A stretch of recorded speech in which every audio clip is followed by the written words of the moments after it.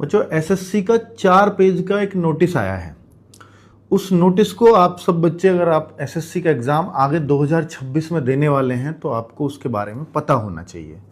SSC आप जानते हैं कि जब आपका एग्ज़ाम हो जाता है तो एक आंसर की, टेम्परेरी आंसर की जारी करती है और फिर एक फाइनल आंसर की जारी करती है। ऑब्जेक्शंस के बाद आपके ऑब्जेक्शंस लेंगे, ऑब्जेक्शंस की समीक्षा करवाते हैं वो विशेषज्ञ से, और विशेषज्ञ उसमें बताते हैं कि भाई हाँ इसका ये प्रूफ सही है और ये क्वेश्चन हमने गलत दिया है, नहीं दिया है, इसका नंबर इसको मिलना चाहिए, नहीं मिलना चाहिए, तो वो सब, या इसका उत्तर चेंज होना चाहिए या नहीं होना चाहिए, वो सब चलता है।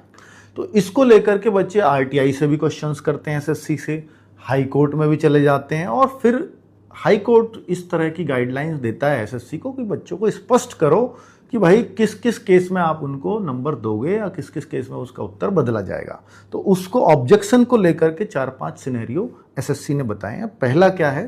पहला है अस्पष्ट प्रश्न है या कोई एरर आ जाए किसी प्रश्न में, है ना, तो अस्पष्ट हो या उसमें कोई एरर हो और सही विकल्प या कोई सही विकल्प ही मौजूद ना हो, तो इस केस में तो बच्चे को फुल मार्क्स दिए जाएंगे। भाई प्रश्न गलत है या विकल्प ही नहीं है, सही विकल्प नहीं है कोई सा भी, तो पूरे मार्क्स मिलेंगे, चाहे उसने अटेम्प्ट किया हो या ना किया हो।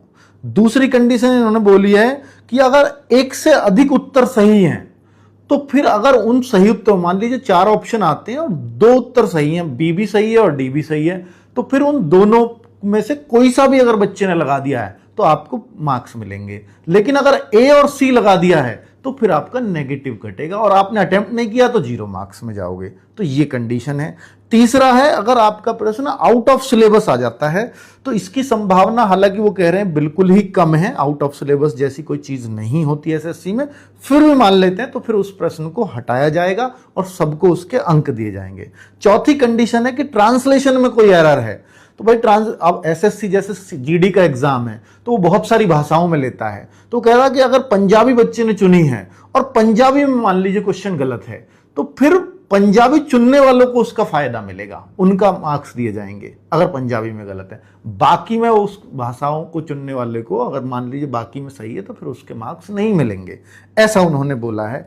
और लास्ट उन्होंने बोला कि भैया एक सलाह हम आपको दे रहे हैं कि ये जो मामूली एरर और अर्थ स्पष्ट है और फालतू में आप गलत करने का प्रयास करते हो प्रश्नों को, तो ऐसे मत करो। फालतू के फैक्ट्स देते हो हमें कि ये ऑब्जेक्शन है और ये इसका प्रूफ है, वो सब नहीं चलेंगे, आप अपने पैसे बर्बाद कर रहे हो।